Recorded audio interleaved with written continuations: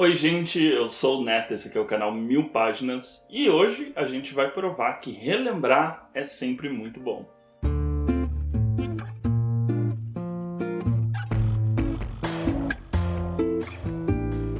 Bom, então antes de começar os recadinhos de sempre aqui do canal, não esquece de deixar seu like, seu comentário, se inscrever. Lembrando que no box de descrição a gente tem o link para a loja do Capitão Onigiri, bem como o cupom de desconto aqui do canal, então você consegue comprar quadrinhos, mangás, livros e acessórios. E no fechamento da compra ganha 5% de desconto, que é sempre muito melhor. Bom, então hoje a gente vai comentar sobre 5 obras que eu tenho a sensação que eu não falei o suficiente aqui no canal. Eu sinto que eu poderia ter falado muito mais sobre essas obras em específico. E aí, aproveitando, que agora no dia 8 de março foi o Dia Internacional da Mulher, eu escolhi especificamente obras de 5 autoras. Bom, eu vou começar citando a trilogia da Eva Bhatt, da Chakraborty, que já tem vídeo aqui no canal, tem vídeo para o primeiro e para o segundo livro. É uma trilogia...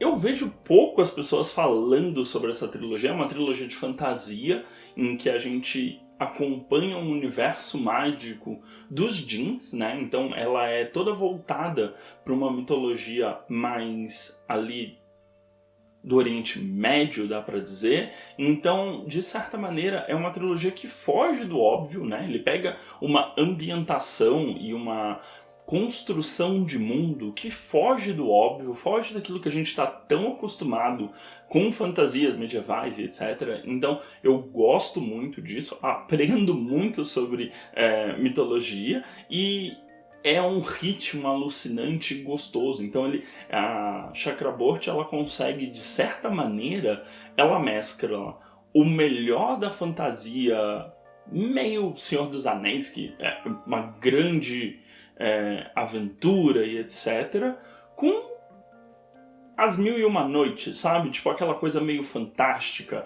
aquela coisa bem que você fala, nossa, um mundo de gênios e que o feitiço funciona de uma maneira muito própria, criaturas mágicas que a gente não tá tão acostumado. Então tem esse fascínio e... apesar dele figurar, toda vez que eu leio um dos livros, ele sempre figura entre os melhores livros do ano, como foi, por exemplo, Cidade de Bronze, O Reino de Cobre, e agora esse ano eu vou ler o terceiro e último livro, Império de Ouro.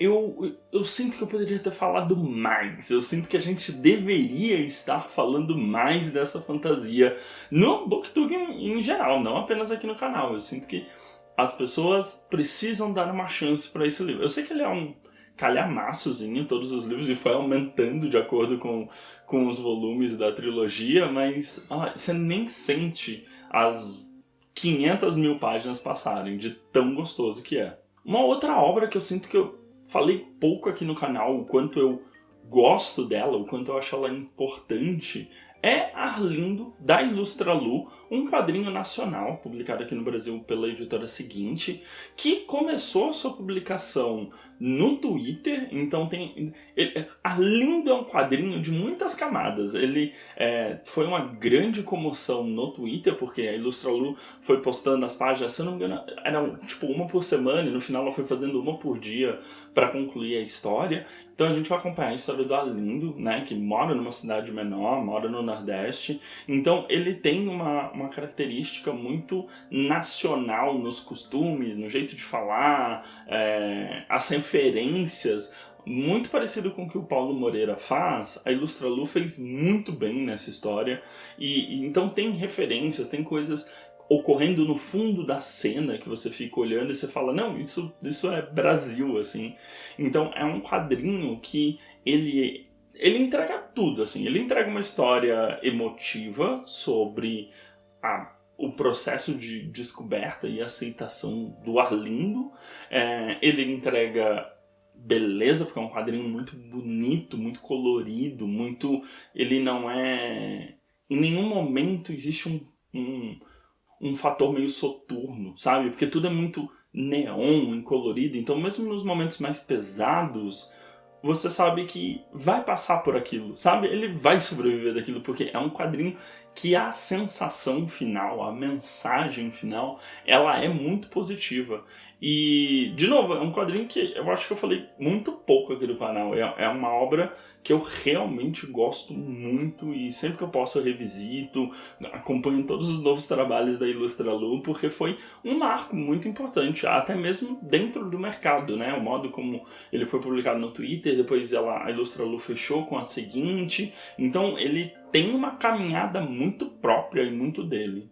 Agora, um outro livro muito bom e importante que eu me diverti durante todo o processo é o Todos os Pássaros no Céu, da Charlie Jane Anders, em que a gente tem o confronto entre tecnologia e magia. Então a gente vai acompanhar a vida de dois personagens. A menina, ela vai se envolver com magia, né? Então, tipo, ela meio que vai ser treinada para ser uma feiticeira e ela meio que cuida de uma determinada região. Só que na infância ela fez amizade com um menino meio gênio, e esse menino meio que vai usar a tecnologia para poder melhorar a vida das pessoas. Então ele está envolvido numa startup que tem várias ideias sobre o que pode fazer para melhorar o mundo. É um livro que brinca muito com o conceito de até onde nós, seres humanos, estamos dispostos a ir para utilizar a tecnologia para a nossa melhoria de vida, né? Então, tipo, até onde a gente vai para criar o aplicativo perfeito? O que a gente está disposto a sacrificar por esse aplicativo perfeito, por essa facilitação da nossa vida? Então, não é um livro que eu vou falar, nossa, é extremamente profundo. Ele é um livro muito tranquilo de ler, é uma ficção científica que mescla com fantasia ali em muitos momentos, muito tranquilo de ler, mas eu acho que ele traz algumas questões interessantes exatamente por esse questionamento, né, que a Charlie traz para a história, né? Ela faz do choque entre dois fatores completamente diferentes, né? Uma pessoa mais racional e uma pessoa mais espiritual, entre muitas aspas, né? Mas entre a tecnologia e a fantasia, ela faz desse choque um modo da gente pensar em outras soluções. Então acaba que é um livro muito interessante porque você está acostumado a só acompanhar um dos lados, né? A gente, quando lê fantasia, tem muita pouca tecnologia na fantasia, e quando a gente lê ficção científica, tem muito pouca fantasia nisso, né? Então, esse choque da diferença dá um vislumbre e um frescor para a história muito interessante. Como não pode nunca faltar mangá em qualquer lista aqui do canal, eu não podia deixar de citar o maravilhoso, o soberbo Helter Skelter, da Kyoko Okazaki, que é um mangá muito impactante. Ele é divino no modo como a Kyoko constrói uma narrativa de uma personagem que a gente não necessariamente vai gostar, mas vai entender, e através dessa história, a Kyoko ela vai fazer toda uma construção muito importante sobre expectativas, sobre a beleza, sobre a pressão sobre a mulher para ser sempre a mais bonita, a mais perfeita, sobre não envelhecer, porque a gente vai acompanhar a história de uma modelo e todos os processos que ela se auto-impõe para estar sempre bela e aprumada, e o quanto isso custa a ela em muitos momentos da história. E aí a gente vai acompanhar, porque ela é uma protagonista completamente detestável. Ela é detestável. Então ela trata mal os funcionários, ela trata mal a família, e tudo isso ela vai fazer porque ela quer ser a mais bonita. Então ela acaba meio que virando também um animal de testes, praticamente, para uma indústria farmacêutica, né? Que a gerente dela meio que tinha ali uma parceria. Então tem essa quase também uma investigação policial para tentar desbaratinar essa organização que fazia a promoção da beleza a qualquer custo, sem nenhum tipo de controle de saúde ou de fiscalização. Então É um mangá muito intenso, ele não vai te dar finais conclusivos para nenhum dos personagens, é um final meio em aberto para todo mundo. Não é um mangá que você vai gostar da protagonista, é muito difícil gostar da protagonista, mas é imperdível, é uma história imperdível, é uma história importantíssima, que é publicada no Brasil pela editora New Pop, então vale muito a pena dar essa chance para Helter Skelter. E também gostaria de ter falado mais dele aqui no canal, porque ele tem essa força, esse impacto na narrativa dele, e o traço não é o traço exatamente esperado para um mangá. Ele meio que... A Kyoko faz um traço quase como se todos os personagens fossem croquis de moda, então é mais longilíneo e os traços são mais limpos, assim, é difícil explicar um pouco um traço dela, mas vale demais a pena, eu recomendo, e tá entre os meus mangás favoritos com toda certeza. E para finalizar, obviamente, tem o meu favorito, que é Por Favor, Cuide da Mamãe, da Shin Kyun Sok. Desculpa, eu não sei falar coreano, então é muito difícil.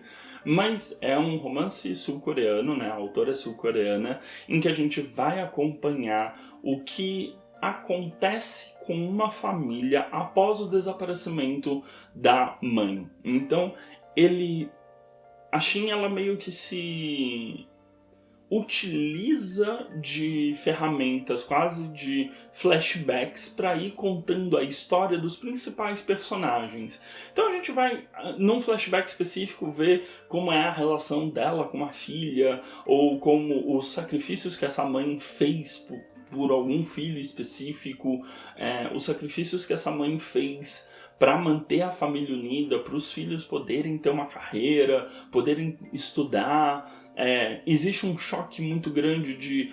Eles moravam no interior, então a gente tem um vislumbre dessa vida muito interiorana na Coreia do Sul, e o choque que é uma pessoa que viveu durante todo esse tempo naquele ambiente ir para Seul, por exemplo, e como os mais jovens acabam se esquecendo que nossos pais tiveram vidas antes da gente, e que enquanto eles estavam cuidando da gente, a gente sentia que estava tudo sob controle, eles tinham os próprios receios, o próprio mundo interior deles, em que eles pensam coisas e pensam muitas vezes em largar tudo e sumir, e a gente não se dá conta disso, não valoriza esse tipo de sacrifício parental, nesse caso mais especificamente o sacrifício materno, né, das decisões que são impostas pela maternidade e socialmente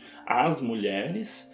E é muito engraçado isso, porque o livro ele fala de uma mãe, mas ao mesmo tempo a gente não tem essa mãe narrando a própria história, né? São as consequências pós o desaparecimento dela e como cada pessoa daquele núcleo familiar reagiu a isso de uma maneira diferente. Então ele tem essa pegadinha, né? Ele tá tratando do silenciamento quase, do apagamento que a gente promove enquanto sociedade das pessoas mais velhas, mas ao mesmo tempo ela faz isso mostrando a reação que ocorre em outras pessoas, não na protagonista, entre muitas aspas, que é a mãe.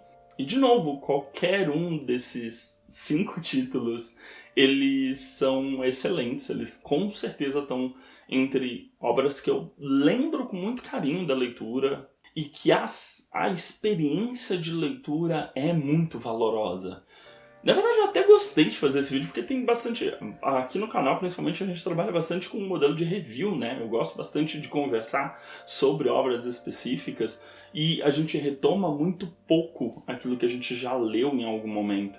Então, é gostoso poder olhar para trás, olhar nesses quase 5 anos do 1000 páginas, e falar, nossa, esse livro foi muito marcante naquele ano, ou esse quadrinho foi incrível, e a gente...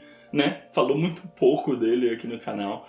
Então tem esse fator assim de relembrar coisas, ainda mais numa data importante, como o Dia da Mulher, relembrar essas autoras incríveis com suas obras incríveis e poder falar um pouco mais dela, já que não é sempre que a gente pode retomar o que a gente já leu há tanto tempo.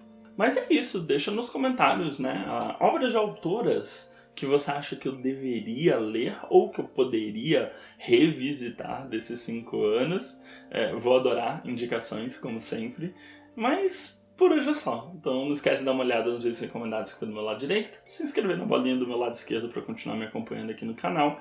A gente se vê no próximo vídeo. Um grande beijo e tchau, tchau.